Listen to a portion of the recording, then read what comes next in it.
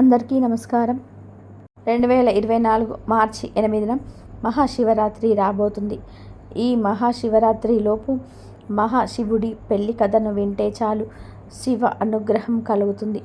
మీకు ఉండే కష్టాలన్నీ పోయి మీకు కుబేరులుగా మారిపోతారు. జాతకంలోని దోషాలన్నీ పోతాయి. జీవితంలో దరిద్రం అనేది దరి చేరనివ్వదు. శివ సాయుధ్యం కలుగుతుంది. జన్మ జన్మల పాపాలు పోతాయి. కోటి జన్మల పుణ్యం వస్తుంది. అంతేకాదు, వివాహం కాని వారికి వివాహం జరుగుతుంది. పిల్లలు లేని వారికి పిల్లలు పుడతారు. వంశవృద్ధి జరుగుతుంది. ఇక మీ ఇంట్లో అన్ని శుభాలే జరుగుతాయి. ఎంతో పుణ్యం చేసుకున్న వారే ఈ శివపార్వతుల కళ్యాణ కథను వినగలుగుతారు. దక్ష ప్రజాపతి తమ కుమార్తెల పెద్దదైన సతీదేవిని ఈశ్వరుడికిచ్చి పెళ్లి చేశాడు. ఒకసారి ఈశ్వరుడిపై కోపంతో సతీ పరమేశ్వరులను ఆహ్వానించకుండానే ఒక యజ్ఞాన్ని చేయడానికి దక్ష ప్రజాపతి సిద్ధంగా ఉన్నాడు. ఆ విషయం తెలుసుకున్న సతీదేవి తన భర్త అనుమతితో దక్షుని యజ్ఞశాలకు వెళ్ళింది. అక్కడ దక్షుడు పరమశివుడిని చాలా తీవ్రంగా దూషించాడు. శివ దూషణను భరించలేని సతీదేవి అక్కడ యోగాగ్నిలో పడి దగ్ధురాలైపోయింది. దేవభూమి అయిన ఉత్తరం దిక్కున దేవస్వరూపుడైన హిమవంతుడనే పర్వతరాజు తూర్పు పశ్చిమ దిక్కులకు ఆవరించి ఉన్నాడు. అతడు తన పితృదేవతల మానసపుత్రిక అయిన మేనకాదేవిని పెళ్లి చేసుకున్నాడు. ఆ దంపతులకు సుగుణవంతుడైన కొడుకు పుట్టాడు. దానికి మైనాకుడు పేరు పెట్టారు. తర్వాత యోగాగ్నిలో దగ్ధురాలైన సతీదేవి మేనకాదేవి గర్భంలో ప్రవేశించి మేనక హిమవంతుల కుమార్తెగా పుట్టింది.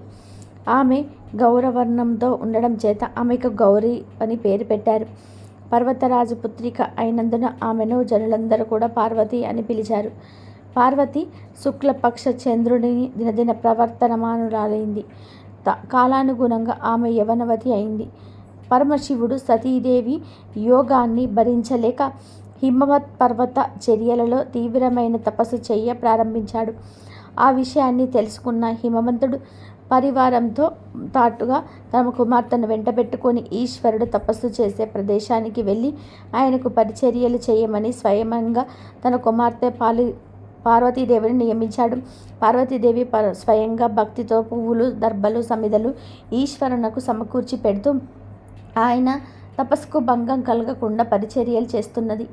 ఇంకొక వైపు తారకాసురుడు పెడుతున్న బాధలను భరించలేక దేవతలందరూ కూడా దేవేంద్రుడితో కలిసి బ్రహ్మదేవుడి దగ్గరికి వెళ్ళారు. అప్పుడు బ్రహ్మ ప్రత్యక్షమై దీనంగా ఉన్న దేవతలను చూశాడు.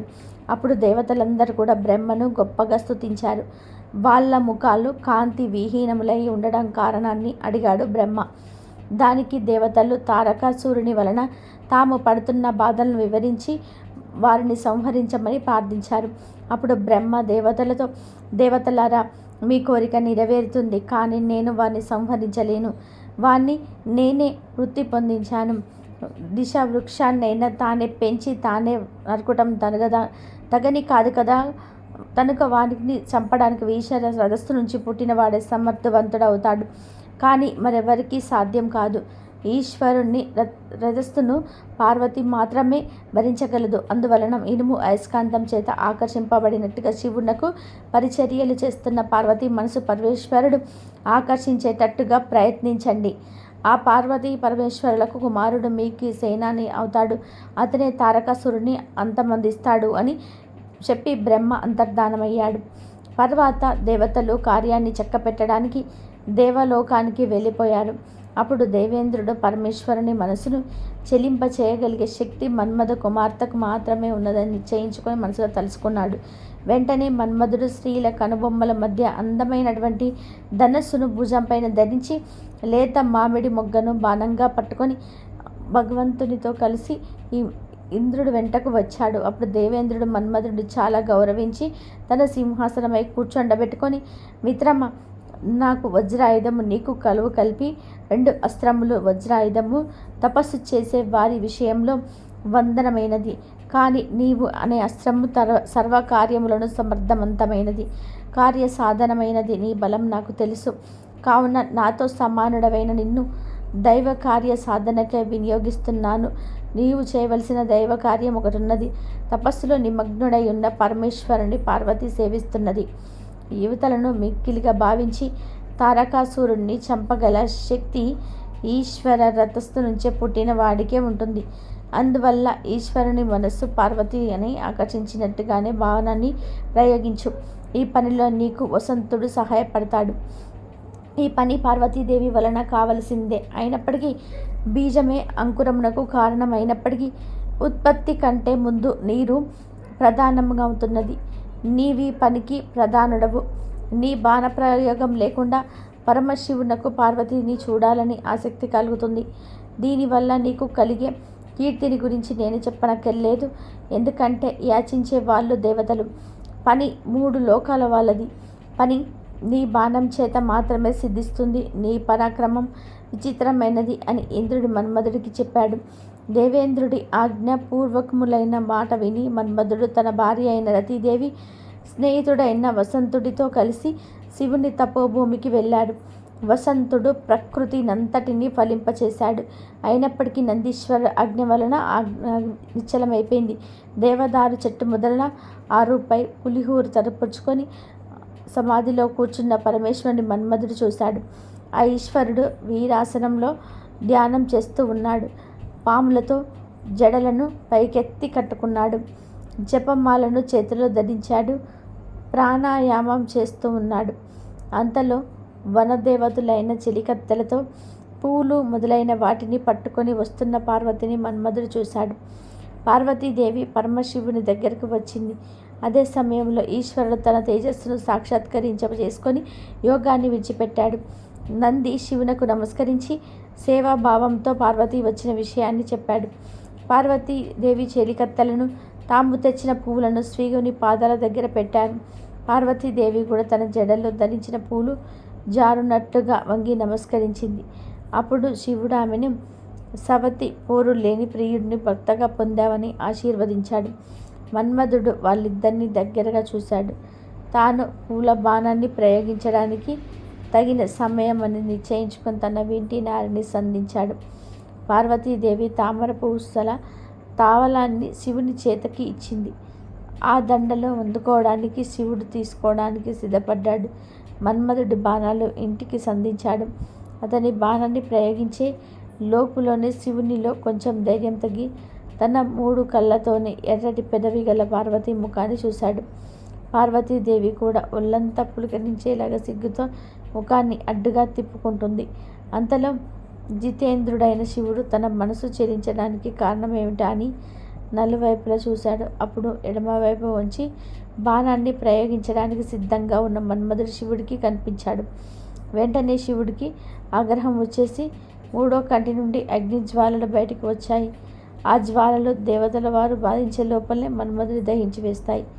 తన భర్త కాలిపోవడాన్ని చూసి రతీదేవి మూర్ఛపోయింది. ఇక శివుడు తన తపస్సుకు అడ్డుపడిన పార్వతి నుంచి దూరంగా వెళ్ళిపోవాలని ప్రథమ గణాలతో పాటు అంతర్ధానం చెందాడు. పార్వతి తన చెలికత్తెల యొక్క అవమానం జరిగిందని భావించి తన తండ్రి ఇంటికి వెళ్ళిపోయింది. తన కళ్ళ ఎదుటే మన్మధుడి కాలిపోవడం చూసి శివుడిచే తన కోరిక నెరవేరిపోవడానికి తలుచుకొని తన రూపాన్ని తానే నిందించుకున్నట్లుంది.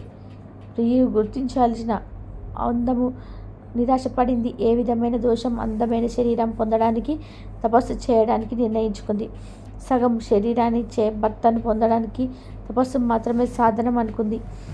నా కూతురి నిర్ణయాన్ని తెలుసుకున్న మీనాదేవి ఉమా అని పలికింది. అంటే తల్లి వద్దు అని అర్థం.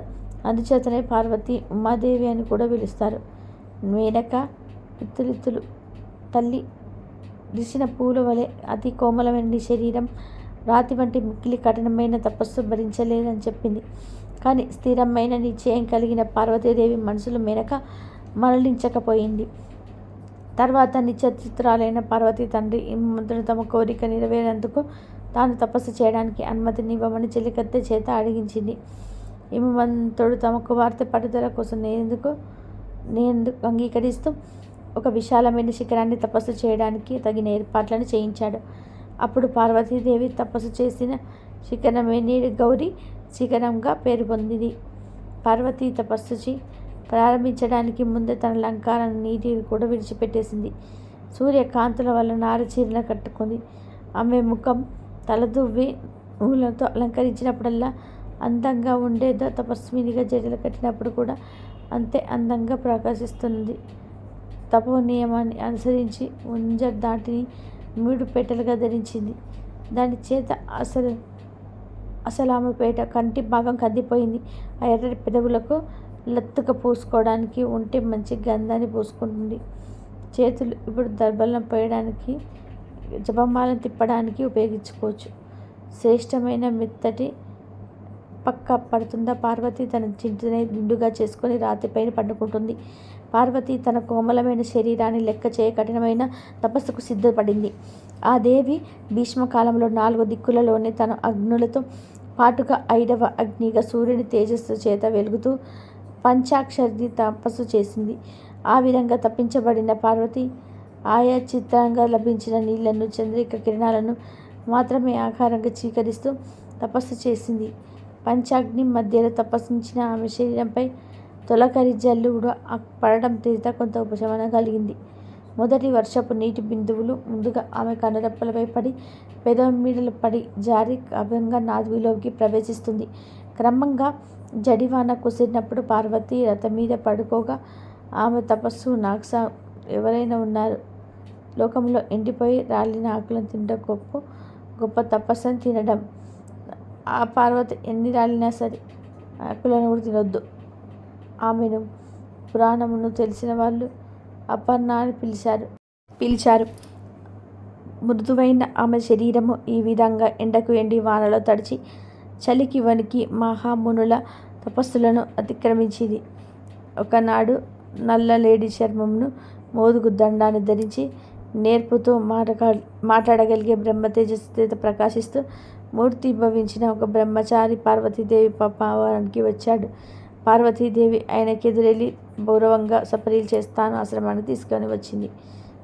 పూర్వకంగా పార్వతీదేవి చిన్న పూజ సప్తారాలను పొంది కొద్దిసేపు మార్గయాసం తీసుకుని వారి వల్ల నటించి మాదేమన్నా ఏ విధంగా కావాలి అని చెప్పి చూస్తూ క్రమబద్ధకంగా మాట్లాడడానికి కోరుకున్నాడు. ఆ బ్రహ్మచారి, ఓ మాది ప్రమిదలకు సమిదలు ప్రశ్నలు జవాబులు అన్నీ దొరుకుతున్నాయి. స్నానానికి యోగ్యులై నీ శక్తిని అనుసరించి తపస్సు చేస్తున్నావు కదా. ఎందుకంటే ధర్మ సాధనలో శరీరమే మొదటిది కదా. నీవు నీళ్లు పోసి పెంచుతున్న ఈ తీగల చిగుళ్ళు బాగా పెరుగుతున్నాయా? ఈ చంచలమైన చూపుల చేత ఏళ్ళు తమ జాతి దానవే అని భ్రమతో నీ చుట్టూ తిరుగుతూ నీ చేతిలోని దర్భలను లాగినప్పుడు నీకు వాటిపై కోపం కలగలేదు కదా. ఎందుకంటే తపస్సు చేసే వాళ్ళకు కోపం కొలకూడదు. అందము పాపకార్యాన్ని చేయనివ్వదు అనే మాట నీ యందు సతమయ్యున్నది. అందుచేతనే మునులందరూ నిన్నే అనుసరిస్తున్నారు.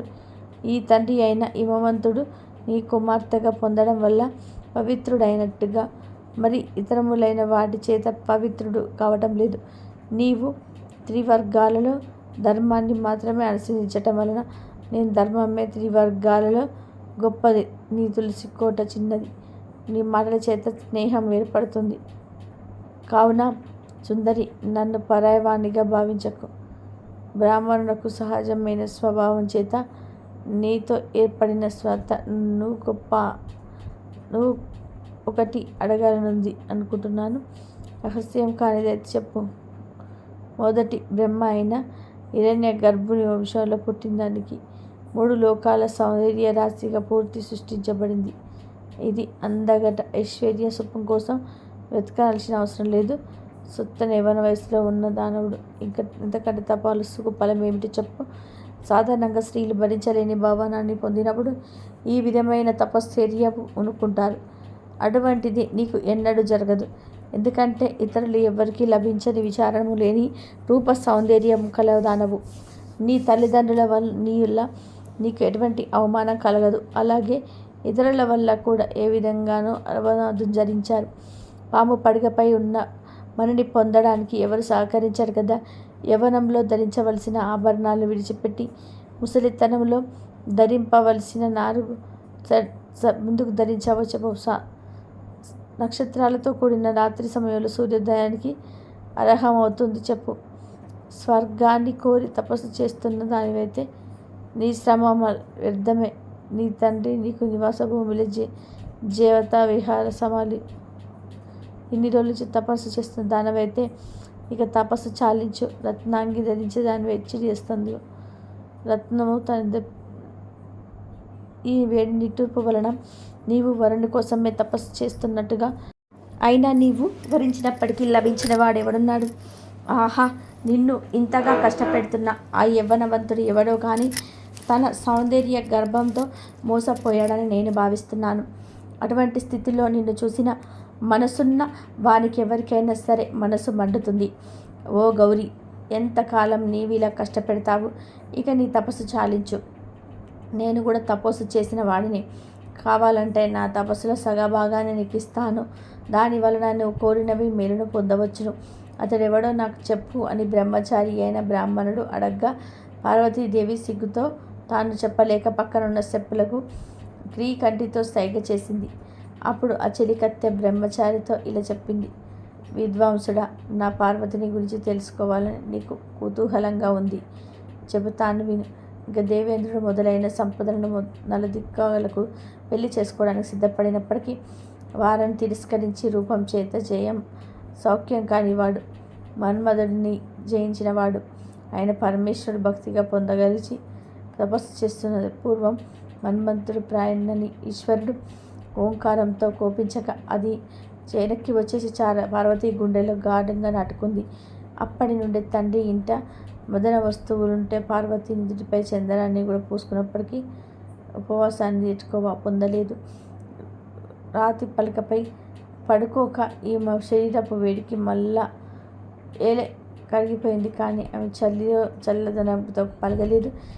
ప్రియుని చిత్రాన్ని పడంలో గీస్తుడు నీవు అనేది తెలిసినవాడి పండితుడే చెప్తున్నారు.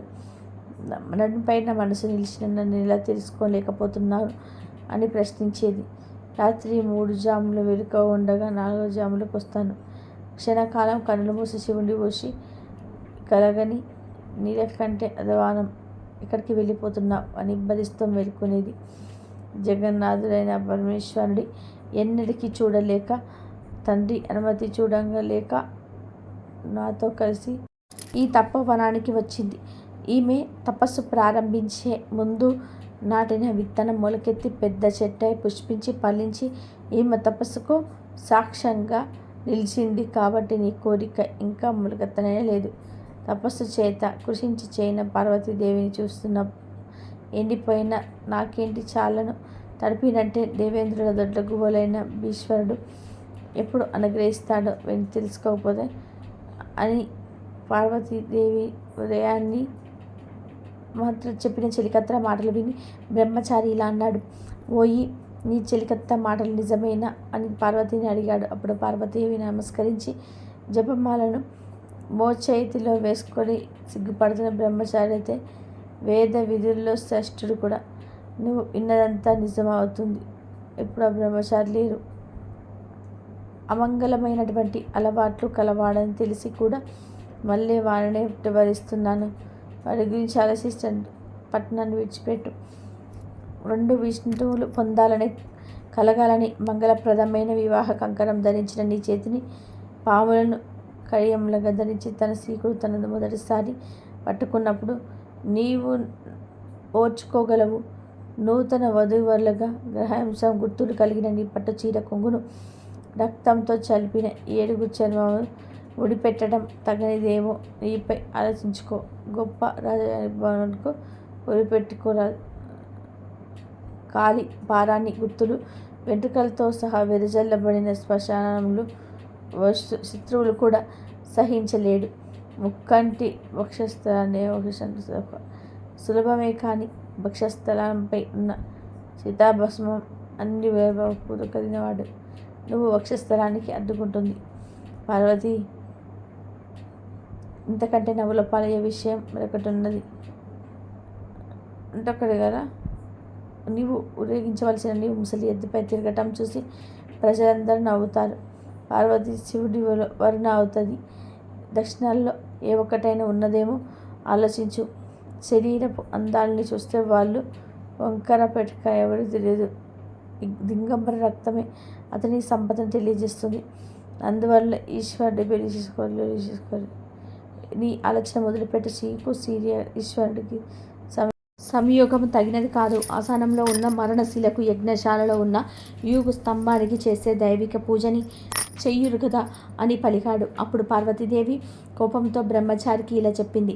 నీవు నిజంగా ఈశ్వరుని పరమార్థాన్ని తెలుసుకున్న వాడవు కాదు. అందుచేతనే నాతో ఈ విధంగా మాట్లాడావు.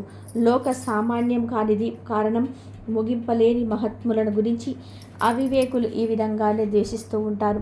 ఆపదలకు ప్రతీకారం కానీ, సంపదలకు కోరుకున్నవారు కానీ మంచి గంధం మొదలైన సుగంధ ద్రవ్యాలను, అలంకారాలను స్వీకరిస్తారు. ఈ విధమైన కోరికలు లేని ఈశ్వరునకు వీటితో పనిలేదు. ఈశ్వరుడు దరిద్రుడైనప్పటికీ సంపదలన్నిటికీ కూడా కారణమవుతాడు. శ్మశానుని నివాసి అయినప్పటికీ 3 లోకాలకు అధిపతి అవుతున్నాడు. భయంకర రూపం కలిగినప్పుడు శివుడు సౌమ్యుడని చెప్తున్నారు. శివుడి నిజతత్వాన్ని ఎవ్వరూ ఎరగరు. శివుడు ఆభరణాలు ధరిస్తారు, పాములను ధరిస్తారు, ఏనుగు చర్మాన్ని ధరిస్తారు, పట్టు బట్టను ధరిస్తారు, ఉరియను పట్టుకుంటాడు. బాణచంద్రే, విశ్వం మొత్తం పూర్తి అయిన శివుని శరీరం ఎలా లాక్కుంటుందని అనుకున్నావు? నిద్రాహారం లేకుండా శరీర స్పర్శ చేత చితాభస్మం పరిశుద్ధిని కలిగిస్తుంది. కావుననే అతని తాండవం చేస్తున్నప్పుడు పారిగిన భస్మాన్ని తలపై ధరించడానికి దేవతలు తన కిరీటాలను కోరుకున్నాడు. మదపుట్టి ఏనుగుపై ఊరేగుతూ వచ్చే దేవేంద్రుడు ఎద్దుపై వచ్చే శివుని చూసి శివుని పాదాలకు తన శిరస్సు నమస్కరిస్తాడు. ఓయి బ్రాహ్మణుడ, నష్ట స్వభావం చేత శివునిలో అందరి దోషాలను చెప్పబోయి ఒకటి మాత్రం ఇప్పుడు స్వయంభువులైన బ్రహ్మ పుట్టుకకు కారణమునైన పరమశివుని పుట్టుకను తెలుసుకొనటం ఎవరికీ సాధ్యం కాదు. నీతో వాదించాలు అందరు పరమశివుడు చెప్పినట్లుగానే ముందు కాక అని నా మనసు అతనిపైన ఎలా లగ్నమై ఉంది. స్వేచ్ఛగా సంతరించే వాళ్ళు ఇతరులను మాటలు వినరు. చెల్లారా, ఇతడు ఇంకా ఏదో మాట్లాడడానికి వారి పెదవులను కలుపుతున్నాడు. మహాత్ములను దూషించిన ఆడవాడే కాక ఆ దూషణలను బిడ్డ వాళ్ళు కూడా ఆత్మాత్ములే అవుతారు. నువ్వు ఇంకా నేనే ఇక్కడి నుంచి వెళ్ళిపోతాను అని చెప్పి పార్వతి అక్కడి నుంచి వెళ్ళిపోయింది. లేచినప్పుడు ఆమె బయట చారింది. అప్పుడు ఈశ్వరుడు నిజ రూపంతో ఆమె బయట కొంగును పట్టుకున్నాడు. ఆమె వెనక్కి తిరిగి చూసేసరికి ఒళ్ళంతా చెమటలతో తడవగా వణుకుతున్నది. మునుగు వెళ్ళడానికి కాలిని ఎత్తినట్లే ఉంది.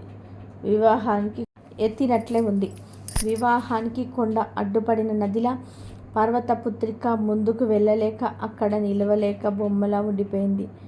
అప్పుడు ఈశ్వరుడు, సుందరాంగి, నీ తపస్సుతో నన్ను ఆకట్టుకున్నావు.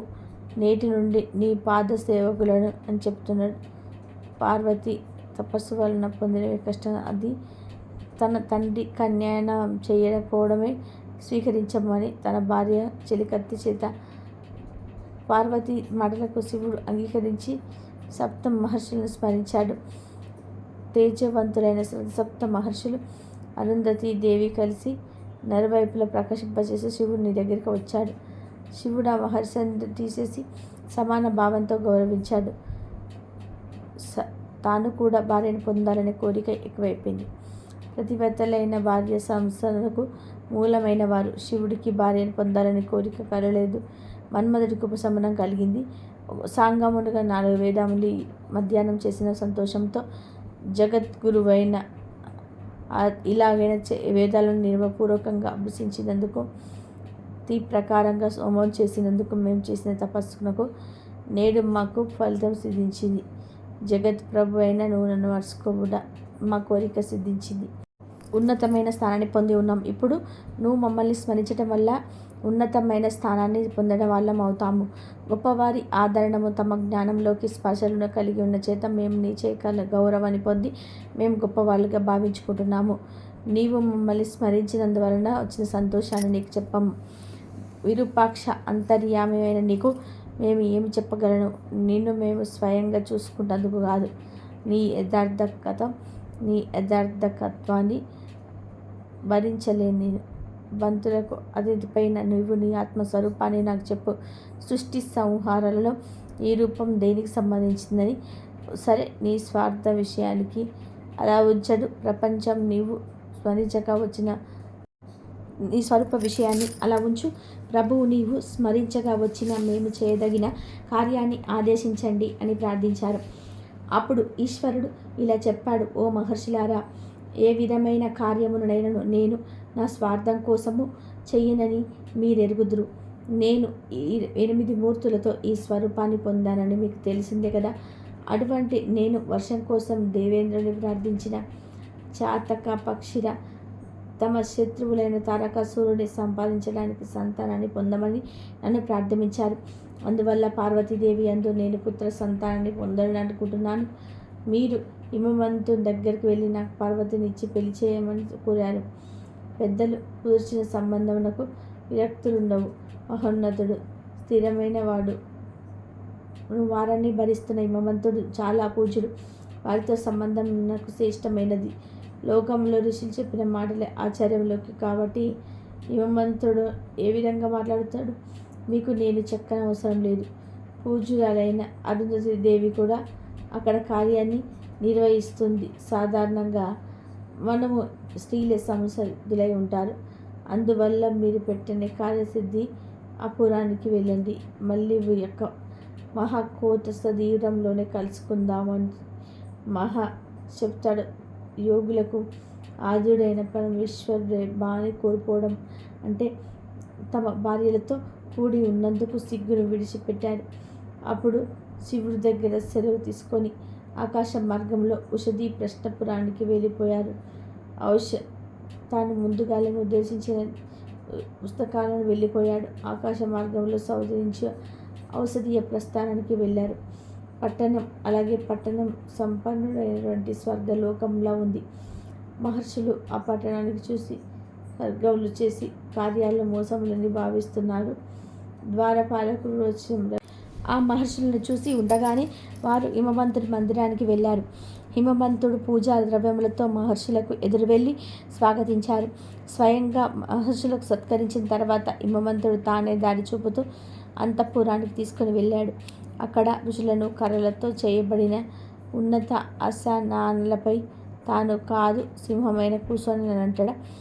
ఓ స్వప్త మహర్షులారా, ఊహించని మీ దర్శనం నాకు మేఘం లేని వర్షంలాగా కనిపించిందని, పువ్వులు పండ్లుగా పూస్తావని, అది నీ అనుగ్రహం వలన నేను మూరడు జ్ఞానుడైనట్టుగా, ఇనుము బంగారమైనట్టుగా, భూమి నుంచి స్వర్గానికి వెళ్ళినట్టుగా భావిస్తున్నాను. సత్పురుషులు నివసించిన ప్రాంతాన్ని తీర్థమే చెప్తారు. కాబట్టి ఈనాటి నుండి ప్రాణాలను పవిత్రుడం చేసుకుంటున్నాను. బ్రహ్మోత్తములారా, నా శిరస్సుపై గంగా పడడం చేత అలాగే పరిశుద్ధమైన నీ బాధ జలం చేత నేను పరిశుద్ధుడయ్యాను భావిస్తున్నాను. ఇదిగో నేను, ఈమె నా భార్య, నీవే నా కుమార్తె. ఏ కుమార్తె మళ్ళీ ఎవరి వల్ల కలకాలం ఆదేశించండి. బంగారం మొదలైన సంపదలకు లెట్టలేదని హిమవంతుడు పలికాడు. అప్పుడు చెప్పవలసిన విషయాలని చక్కగా చెప్పటంలోనే నేర్పరి అయిన అంగిరసునే మాట్లాడమని ప్రేరేపించాడు విష్ణువు. ఆ అంగిరసుడు హిమవంతుడితో ఇలా చెప్పాడు, నువ్వు కోరిన దాన్ని ఇన్ని సంవత్సరాలు సమర్థుడగా ఎందుకంటే గొప్పవాడిగా ఇవ్వగలడు. నీ శివబద్ధం, నీ నాగిని, నీ కోపం కూడా ఉన్నతమైంది. స్థావర స్వరూపుడైన విష్ణువు అని చెప్తున్నారు. ప్రాణుల కోటికి నీ గర్భం రేషాంతనంగలే. మరి నువ్వు భరించలేకపోతే నువ్వు శేషుడు వలె మృదువైన తన పడకలతో భరించలేడు. ఎడతెగ సముద్రాల చివరి వరకు వ్యాపించిన నీకు జీవనదులైన ప్రవహిస్తూ సముద్రాల దుష్టి నదులు పవిత్రములవటం చేత లోకులందరి పవిత్రతను చేస్తున్నాయి. గంగా నది విష్ణు పాదం నుంచి వచ్చటం వల్ల కొనిజాడపడుతూ కొన్నట్టుగా నాకు చెప్తున్నావు. అలాగే ఇప్పుడు వచ్చిన కార్యాన్ని, ఆ పనిని ఏదైతే ఉన్నదో ఆ కళ్యాణముల బోధన వల్ల ఈ విషయంలో కొంత భారాన్ని పొందుతున్నాము. ఈ సాక్షి అయిన పరమేశ్వరుడు మాత్రం నీ కుమార్తెను కోరుతున్నారు. శబ్దంతో అప్పి ఈ కుమార్తెను ఆయన ఇవ్వడానికి లోక్యమైనది. మంచి భర్త చేతుల్లో ఉంచిన మంచిది, దుఃఖాన్ని కలిగించదు. రవళిచ్చేద్దామని చెప్పి ఒకటికి తండ్రి అయిన పరమశివుని పెళ్లి చేసుకోవడం వలన నీ కుమార్తె జగన్మాత అవుతుంది. దేవతలందరూ నమస్కరించుకున్న తర్వాత వారి అవ్వడం వలన నీ కుమార్తె పాదాలకు నమస్కరిస్తారు. పర్వత రాజా, ఉమాదేవి వధువు నీవు, దాతవు అలిగే వాళ్ళము మేము. వరుడు సాక్షాత్ పరమేశ్వరుడు. ఇది వంశానికి చాలా ఇతరులను స్థితిపరుస్తుంది. ఎందుకు? ఇతరులకు నమస్కరించక ఇతరులచే నమస్కరింపబడేవాడు ఆయన పరమేశ్వరుడు. నీ కుమార్తె ఇది నీ వంశాభివృద్ధికి చాలు కదా. ఇతరులను శృతించక ఇతరులతో చే శృతించబడేవాడు, ఇతరులకు నమస్కరించక ఇతరులచే నమస్కరించేవాడు ఆయన పరమేశ్వరుడు. నీ కుమార్తె ద్వారా బంధువు అవడం చేతనే నీ గురువు నాకే గురువు అవుతావని ఋషి పర్వతరాజుకు చెప్తాడు. ఈ విధంగా దేవర్షి చెప్తూ ఉండగా తండ్రి పక్కన తల వంచి ఇలా విలాసంగా పార్వతీదేవి పద్మకు రేకులను లెక్క పెడుతూ ఉన్నది. హిమవంతుడు తన కోరిక నెరవేరిన వాడైనప్పటికీ మీనాదేవి వైపు చూశాడు. సాధారణంగా గృహస్థులు కుమార్తె పెళ్లి విషయం తమ భార్య కన్నులతోనే చూస్తారు. మేనకాదేవి కూడా తన భర్తకిష్టమైన కార్యమంతా కూడా తనకిష్టమేనంటగా జరుపుతుంది. అంగీరసుని మాటలకు ఇదే సమాధానం అన్నట్టుగా శుభముగా అలంకరించుకున్న కుమార్తె చేతిని హిమవంతుడు పట్టుకొని, తల్లి రా, ప్రపంచ రూపుడైన శివునకు భిక్షంగా నిశ్చయించబడిన దానవయ్యావు.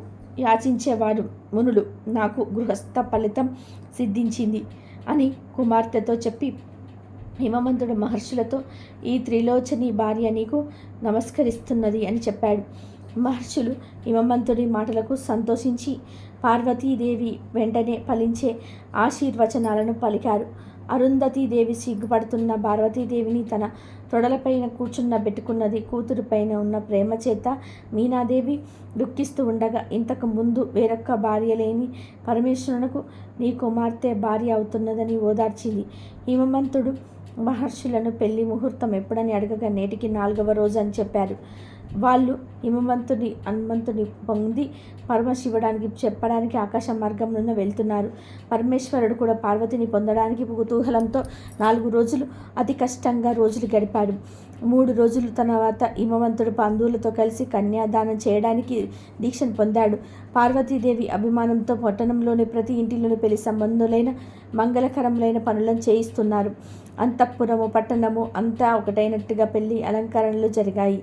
మందార పుష్పాలతో రాజ్య మార్గాన్ని అలంకరించారు. పట్టు వస్త్రాలతో నగరమంతా జెండాలను నిలబెట్టారు.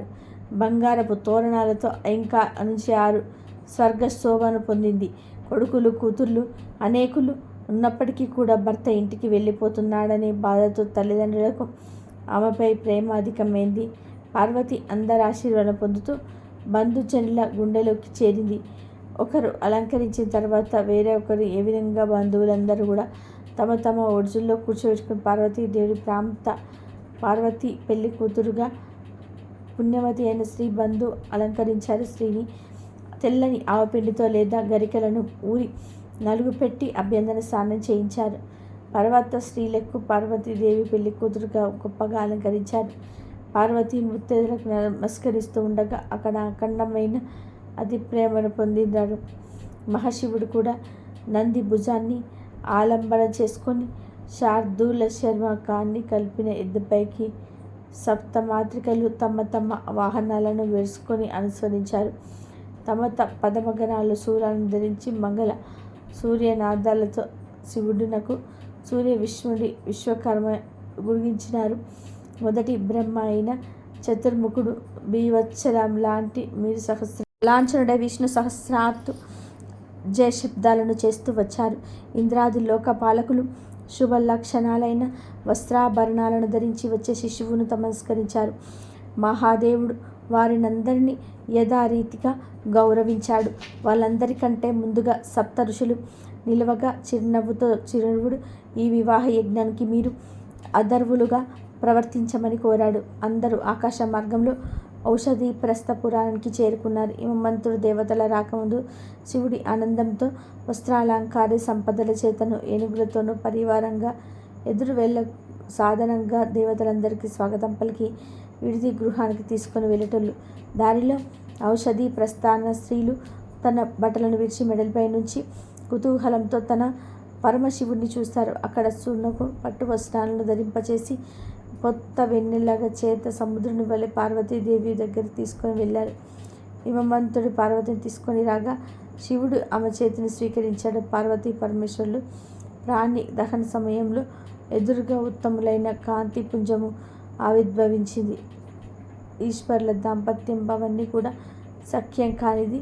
కొంపతులు ఎత్తైన అగ్నిజ్వాలల చుట్టూ ప్రదక్షిణ చేశారు. పురోహితుని మాటలు అనుసరించి దంపతులు 3 సార్లు ఆ యజ్ఞికి ప్రదక్షిణ చేశారు.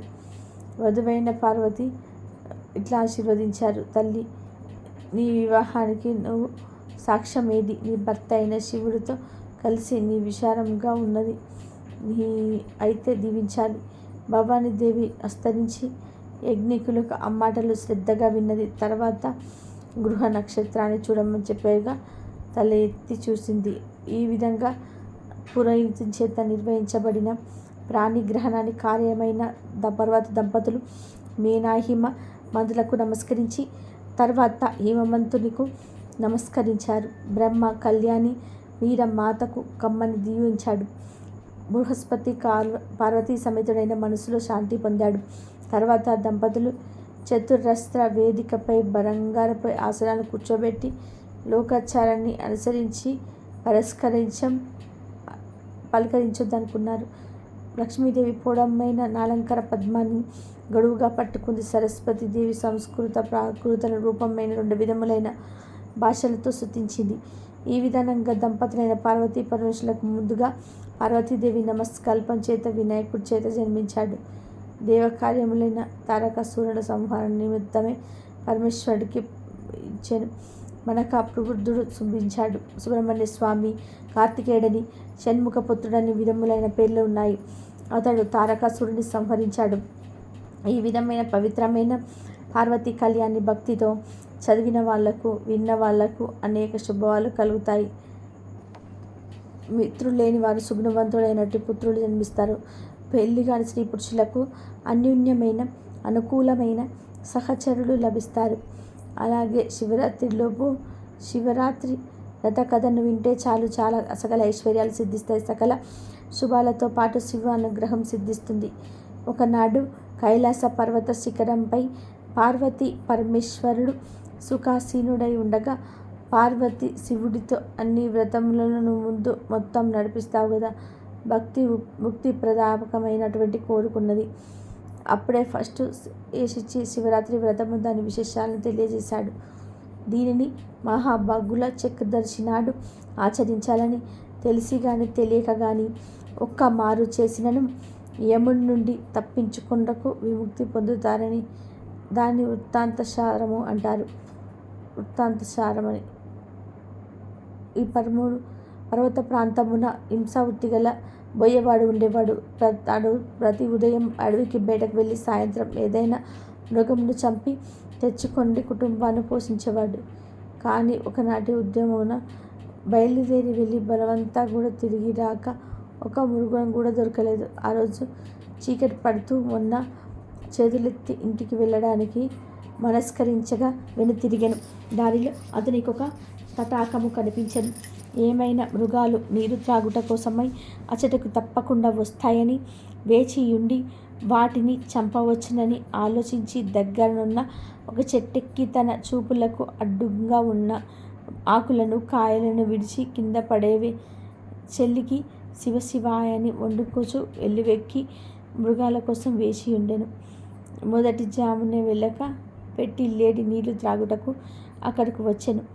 వ్యాధుడు ఇంకా దానిపై పానం లేడి భయపడి నన్ను చంపకము మనుష్య వాక్కులతో మాట్లాడాను. వ్యాధుడు ఆశ్చర్యపడి మాట్లాడుతున్నారు ఉన్నడా పోడా అని లేదు. దానికి జింక దాని మెచ్చం దానికి 87 హిరణ్యాక్షకుడు అని ఉన్నది కదా, శివుడిని కూడా పూజించడం. దానికి రుద్రుడు కోపించి కామాంతురమైన నీవు నీ ప్రియులుగాక పన్నీటి గడుపు గడిపి అతను బాణంతో చంపనుండగా సాంబ విముక్తుడవుతాడని సెలవిచ్చారు. నేను గర్భిణిని, అసత్యని గల్పను. పెంటి జింక అది బాగుగా బలిసి ఉన్నది, దాన్ని చంపి లేనిచో నేను వసతికి వెళ్ళి ప్రసవించి శిశువును బంధువులకు అప్పగించి తిరిగి వస్తాను అంది. అతన్ని ఒప్పించి వెళ్ళిపోయింది. 2వ రోజు గడిచేలోగా జింక తడిపోయింది. ఋషి కుషించి వెళ్ళెక్కపెట్టి బాణం విడవబోగా అది చూసిన జింక మళ్ళీ బాణవాక్కులతో మనోవ్యాధుడ నేను ఉక్త గృహంతో వికసించి ఉన్న నాలో ఏదో మనసులో ఉన్నది నేను మరణించిన కుటుంబానికి సరిపడు ఇక్కడికి అత్యంత స్థూలమైన జంతువులకు దానిని చంపము కానిచో నేను వస్తాను అని దానిని కూడా విడిచిపెట్టవు. 3వ జామును వచ్చెను. వ్యాధుడు ఆకలితో జింక కోసము చూస్తూ ఉన్నాడు. అంతలో ఒక మగ జింక అక్కడికి వచ్చెను. వెంటితో బాణము విడవబోగా ఆ మృగము వేటగాడిని చూసి మొదటి 2 వెంటి జింకలను తన ప్రియురాల్ని తానే చంపెనా అని ప్రశ్నించెను. అందుకు వ్యాధుడు ఆశ్చర్యపడి 2 పెంటి జింకలు మరలి వచ్చుటకు ప్రతిజ్ఞ చేసి వెళ్ళినవి నిన్ను నాకు ఆహారముగా పంపుడాయని చెప్పాయని అన్నాడు. ఆ మాటలు విని నేను ఉదయాన్నే మీ ఇంటికి వచ్చేదను. నా భార్య ఋతుమతి ఆమెతో గడిపి బంధుమిత్రుల ఆజ్ఞ పొంది మరల వస్తాను అని ప్రమాణమును చేసి వెళ్ళాను. ఇట్లు 4 జామును గడిచి సూర్యోదయ సమయంలో వ్యాధుడి జింకల కోసం ఎదురుచూస్తూ ఉండేను. కొంతసేపటికి ఆ 4 జింకలను వచ్చి నన్ను మొదట చంపుమని అనుచు వ్యాధుడి ఎదుట నోకరిల్లెను. అతడు మృగముల సత్యనిష్టకు ఆశ్చర్యపడెను. వారిని చంపుటకు అతని మనస్సుకు ఒప్పుకోలేదు. తొలి హింసా వృత్తిపై జుగుప్స కలిగెను. ఓ మృగములారా, మీ నివాసములకు వెళ్ళుము, నాకు మాంసం అక్కరలేదు. మృగములను బెదిరించుట, బంధించుట, చంపుట పాపము. కుటుంబం కొరకు ఇక నేను ఎప్పుడు కూడా పాపం చేయను. ధర్మమునకు దయ మూలం, దమయము సత్యఫలము. నీకు నాకు గురువు ఉపదేష్టవు. కుటుంబ సమేతంగా నువ్వు వెళ్ళుము. నీ ఇక సత్య ధర్మమవుతుందో ఇంకా అస్త్రములను వదిలి పెట్టుదును అని చెప్పి ధనుర్బాణములను పారవేసి మృగములకు నమస్కారం చేసుకొని ప్రదక్షిణం ఆచరించి నమస్కరించింది. అంతలో ఆకాశముల దేవదొంతుబటులు మ్రోగెను. పుష్పక సృష్టి కుర్చెన. దేవదూతలకు ఏం చేస్తారని మనోరహరమును వివాహమునకు తెచ్చి శివరాత్రి ప్రభావమున నీ పాతకమును స్వీకరించినది. ఉపవాసము జాగరణము జరుపుతూ తెలియక యమములను పూజించితివి. నీ వెక్కినది బిల్వ వృక్షము, దాని కింద స్వయంగా లింగము అని ఒకటి ఉంటుంది. గుబ్బురులో మరుగుపడి ఉన్నది. నీవు తెలియకి ఏ వెలుపత్రములు తులసివేసి శివలింగాన్ని పూజిస్తేవి. సశీరంగా స్వర్గమునకు వెళ్ళుము మృగరాజ. నీవు సకుటుంబంగా లక్ష్మీ నక్షత్ర పొందుదువు అన్నారు. ఈ కథ వినిపించిన పిదప పరమేశ్వరుడు పార్వతితో ఇట్లనెను.